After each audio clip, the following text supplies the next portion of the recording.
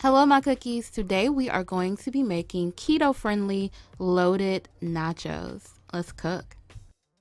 First, I'm going to spray my skillet with olive oil cooking spray. Then I'm going to add in my ground turkey. Now you can use ground chicken, ground beef, or even steak, shrimp, whatever you like.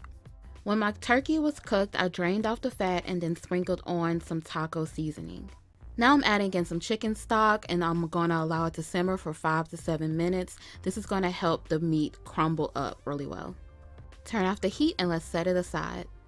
Now let's grab our mini bell peppers. Aren't they cute? We're going to rinse them really well, dry them, then slice them in half, and we're going to seed them. Remove the seeds and that little membrane. Now add it to an oven-safe skillet or parchment paper lined baking sheet. Then add the ground turkey evenly on top.